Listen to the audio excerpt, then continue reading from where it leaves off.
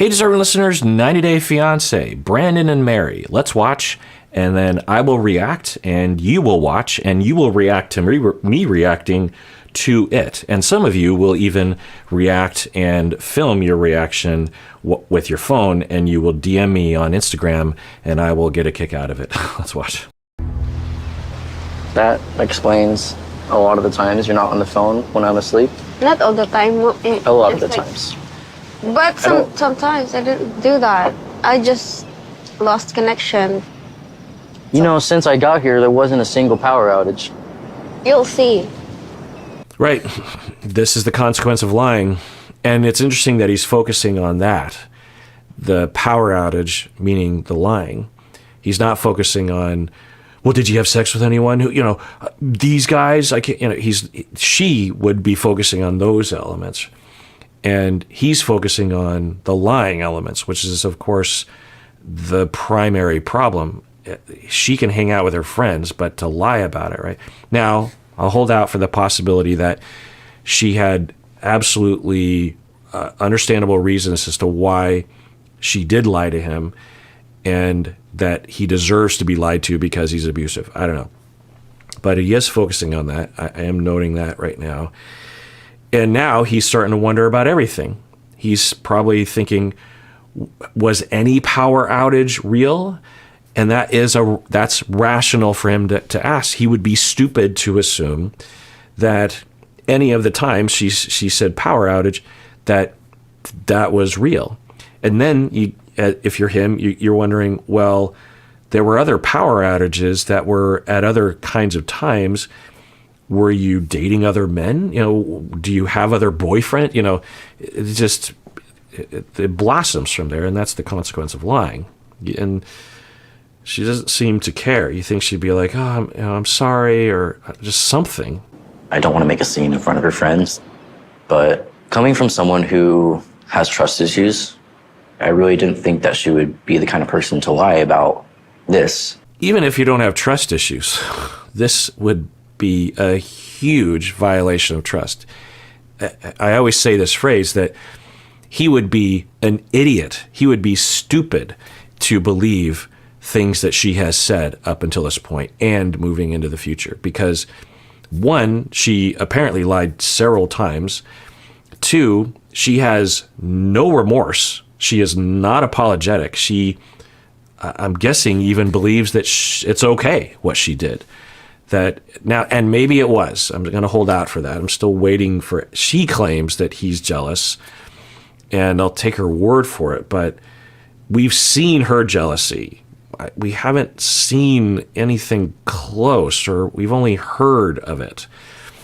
So I'm still waiting for that. It doesn't justify lying necessarily. But it could. But anyway, it's, yeah. Now, maybe she's just overwhelmed and she'll come around later. Okay, well, you would get mad at me if I turned off my phone and I went out. She wouldn't let me hang out with girls or guys even, because guys have sisters, guys have girlfriends, guys have moms. Sometimes we're fighting. I just feel like... Even back to the she didn't let him hang out with his own mom and his own sister. And we'll take his word for it that she brought this up. Who knows? But he's claiming that she controlled him and forbade him from having guy friends because the guy friends might have moms. I'm stressed at home. I'm stuck at home, and I need someone to talk to, and I have them. So I did that. Yes, have friends. 100%. But you don't let him have friends. Does he not get friends? That's the abusive cycle and the mindset. I can have friends, but you can't. I'm sorry. I'm with them since I was a kid. It's heavily edited. They keep, bouncing camera shots and intersplicing, and we're hearing words that aren't... We're not seeing her. She said, I'm sorry. And I don't know if she said it during this conversation or a month later. That's how they do this sort of thing. So I don't know. And God help us once they figure out that AI can emulate voices and they can start to pull the wool over our eyes and just have the AI bot speak for them, and there would be some paragraph deep in the contract that says, and and they would word it in a confusing way. And for a cast member, they might say, well, I don't remember exactly what happened in that moment. That maybe I did say X, Y, and Z. So anyway, she says, I'm sorry. I don't know what that means. Saying the word is it's a start, but that can mean, I'm sorry, I need friends. Okay, that's very different than I'm sorry that I lied. I shouldn't have lied. That's very different, right? But in terms of the edit, she says, I'm sorry, essentially, but I need friends. I can't just throw them away. Well, you mentioned how you had friends before me, and I just wanted to have friends in general. I can't just isolate myself forever. Right. So he is focusing on the double standard issue, not that she has friends or that she hung out with friends, at least in the edit. He's focusing on the unfairness to him, which is telling, because if it were her, she would be focusing on one thing, which is you were hanging out with someone else, which makes me feel bad, which means I get to intimidate you or break up with you or threaten breaking up with you or have a big emotional reaction or punish you emotionally for the next week because you sat next to a woman on the airplane that she literally broke up with him because of that. What he's focusing on is not that she was with guys and has guy friends. He's focusing on, well, but I want friends too. So do you understand? Like, is it okay for me to have friends? Abby. So I don't know what she's crying about. It's edited, so I can never know for sure. But in terms of the edit, what would she be crying about? That she feels bad? Like she's ashamed of herself? That would be a possibly good direction to go in, because then that can prompt her to relook at things. Or what? Does she interpret this as any sort of criticism is an indication that she's a horrible person, or that he's going to leave her? I don't know what I'd want to know. What I would ask her. As a therapist, I have learned over time that it can sometimes be very hard to know what people are crying about, and people cry all the time around me, and I cry all the time. But there are days in which I will note at the end of the day that literally everyone I talked to cried. Every client and every student I talked with that day cried at some point in our time together. And crying is a normal human expression of emotion, just like laughing.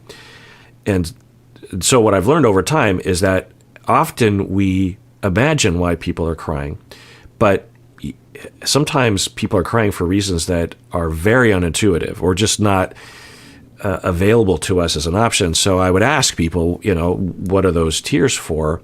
Or I would say, if those tears could talk, what would they say? And I'm going to take a guess and say that if I asked her this question, she would give an answer that I might not even be able to imagine. So I just don't really know.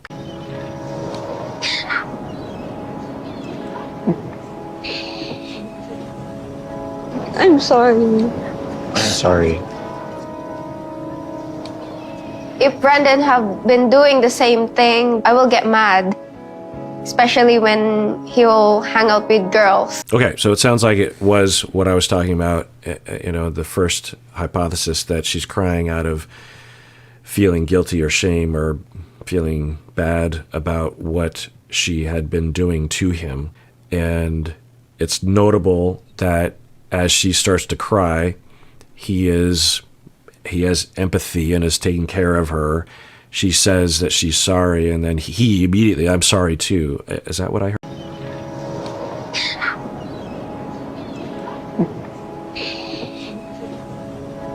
I'm sorry. I'm sorry. Yeah. So it's a good sign.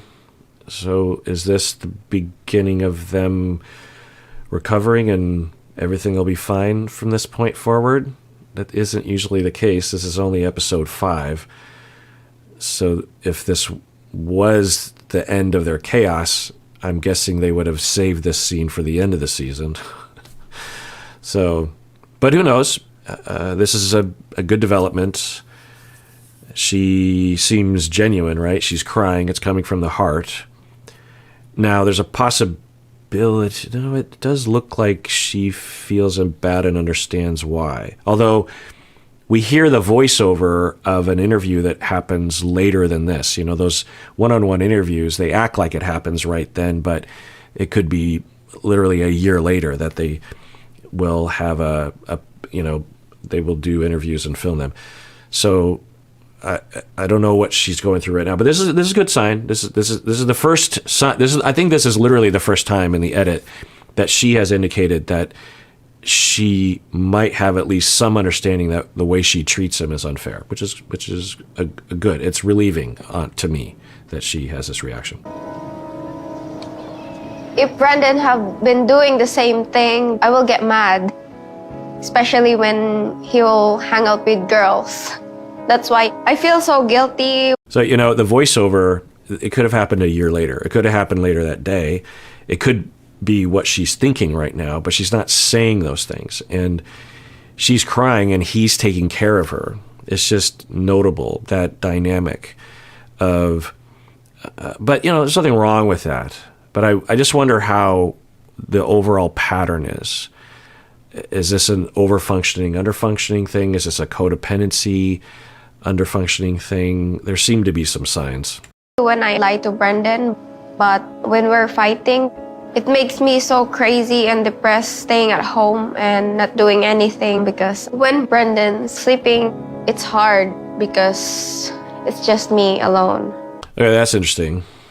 She mentioned that earlier, or was indicated earlier, that when he's sleeping, because, you know, time zones, and when he's sleeping, she will turn off the Wi-Fi and hang out with her friends, and she's saying it's hard to be alone. So, I wonder if it's also hard to be in her house. I don't know.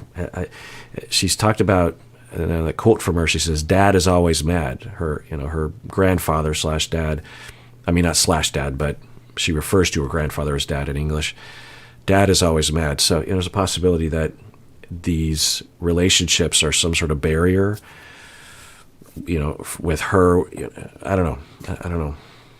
But we can imagine, given her issues, that, and the trauma she's been through, that being alone is very anxiety provoking for her and for him to be asleep. And it is notable that he literally props up the phone so that she can see his face. We saw this scene where he's just like, and he leaves the lights on so that she can watch him sleep and be assured that he is still there and not cheating or something.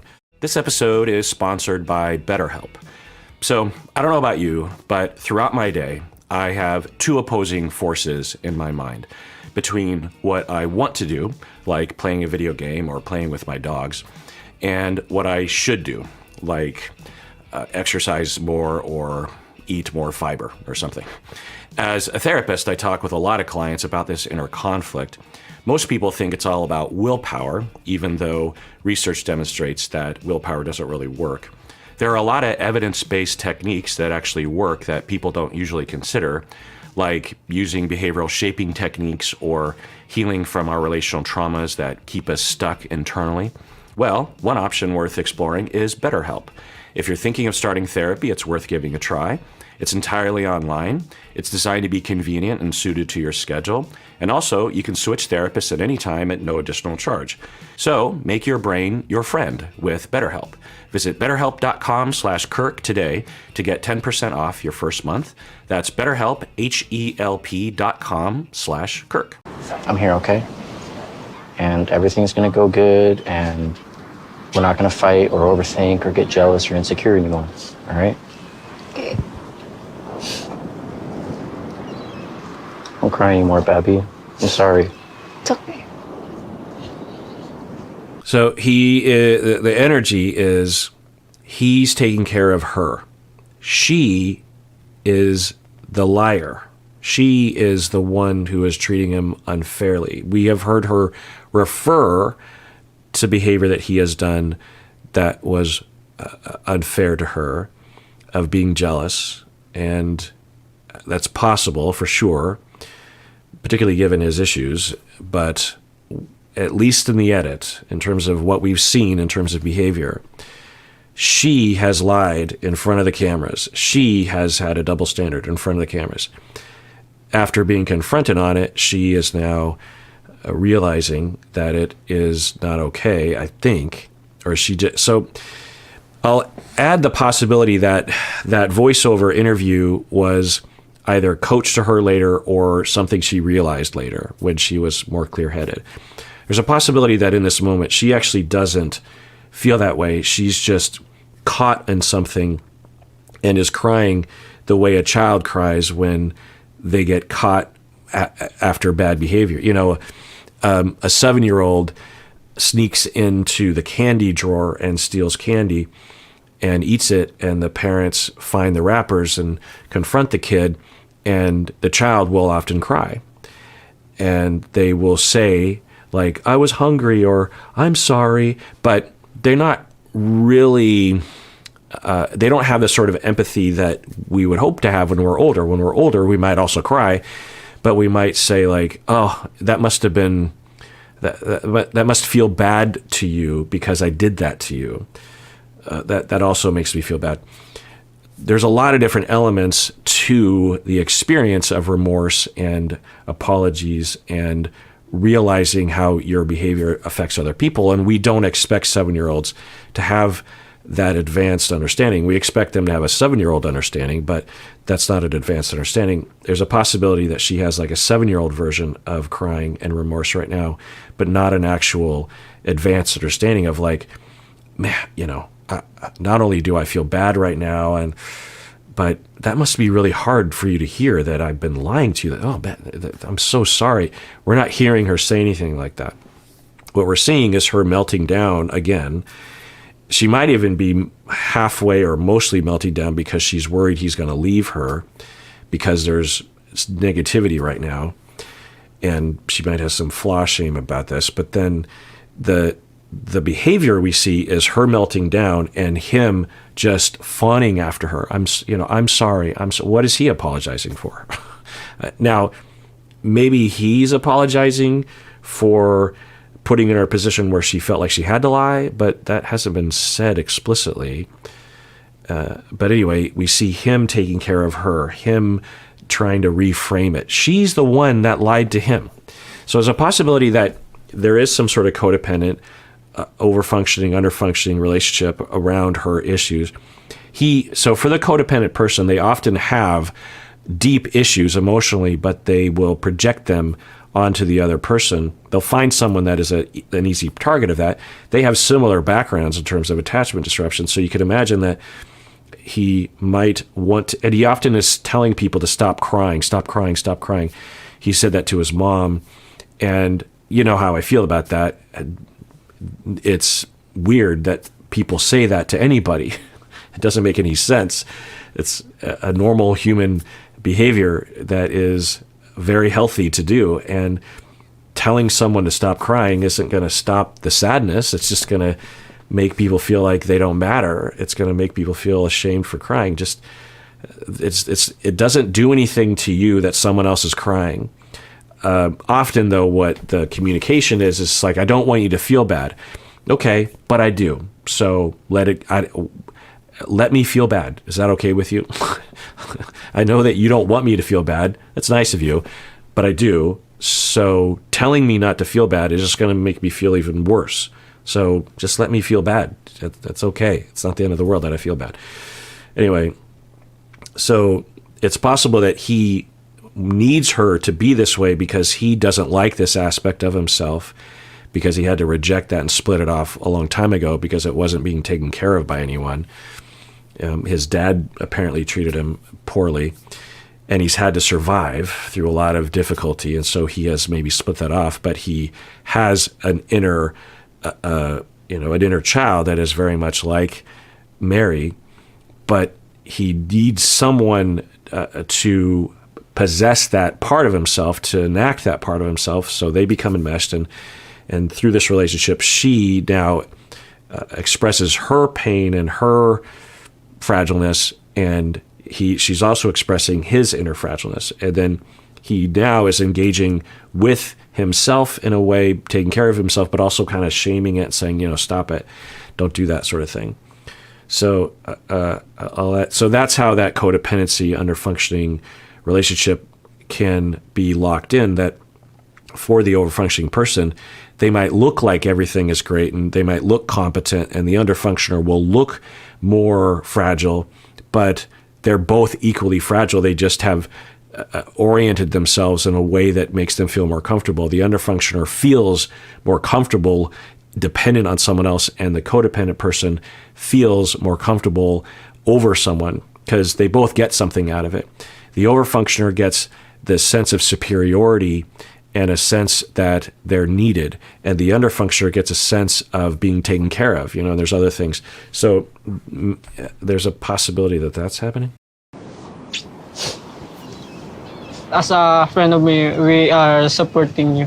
Yeah, we're supporting your relationship. Oh, my point is that if that's happening with the overfunctioner, underfunctioner, what happened today is that he realized that she's been lying to him, and all he said was, "Is that true?" And she basically says, "Well, yeah." And then, I'm not really exaggerating the way she reacted. And then he was saying, "Well, but I don't get any friends because of da-da-da-da. How come?"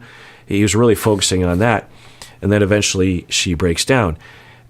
And at no point was he well, I guess her crying and saying she's sorry acknowledges it. So, but if I were in his shoes, and I'm not, I'm not this perfect human being, but I'm just gauging off my own sense of fairness.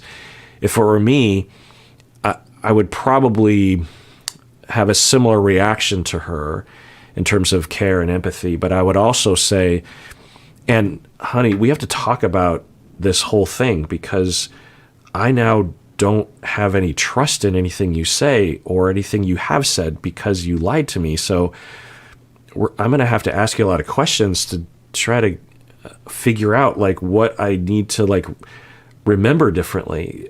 Was any of the power outages real?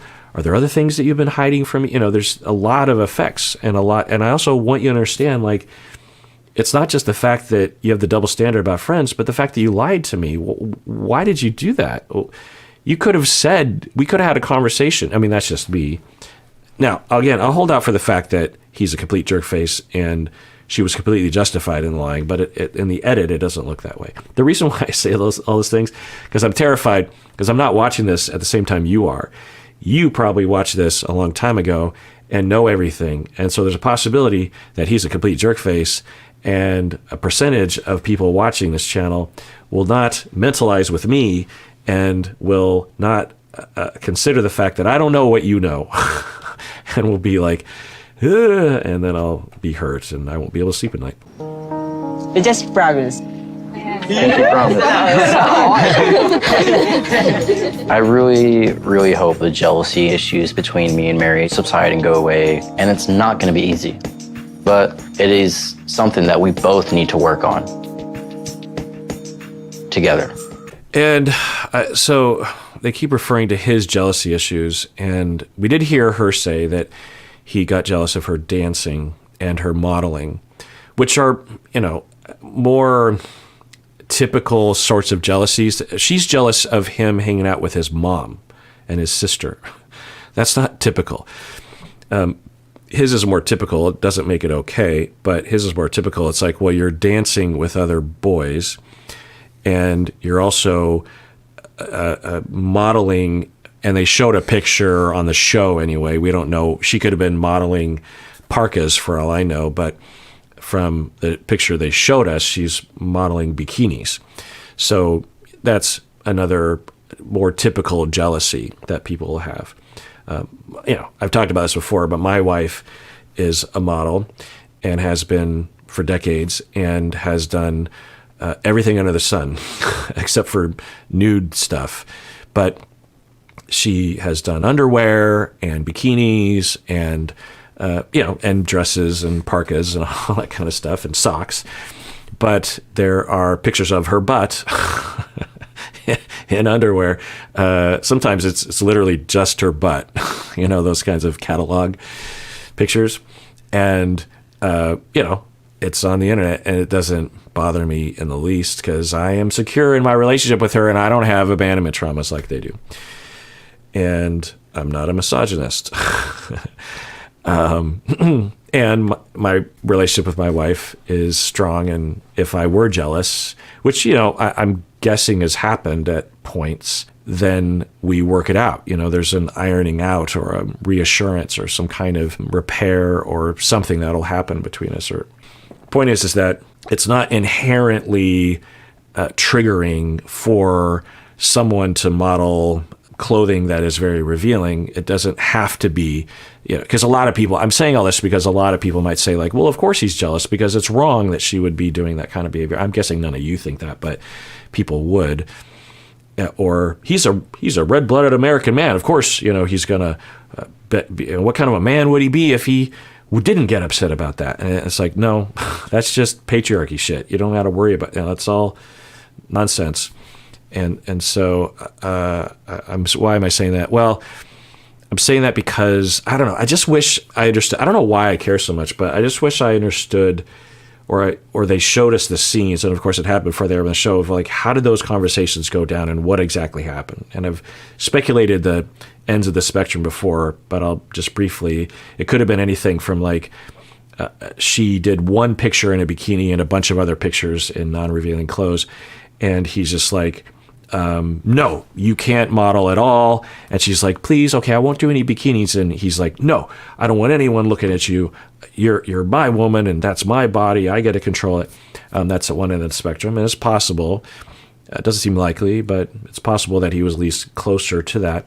Or at the other end of the spectrum, where he observed that she took a picture in a bikini, and after being controlled by her, he feels like, well, I guess it's okay for us to do this, and I have an impulse to do that, so I'm going to do that because of my insecurities, and I'm going to say, hey, what's up with those pictures? Who was there? Don't you know that men are looking at you in those pictures? And then she says, something like, but I like doing it. And then he says, well, I don't know. It just kind of bugs me sometimes. I don't know what to do. And then that's the end of the conversation. And then she notices that he's jealous and doesn't want to lose him. And so she shuts down the whole modeling thing. That's also in the realm of jealousy and minor control, but it's a much different. I just wish I knew what happened, because then I would know how to gauge the way that they talk about this.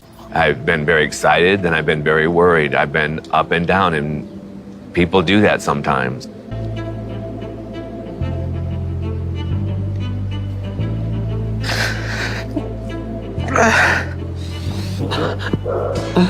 I hate disappointing you.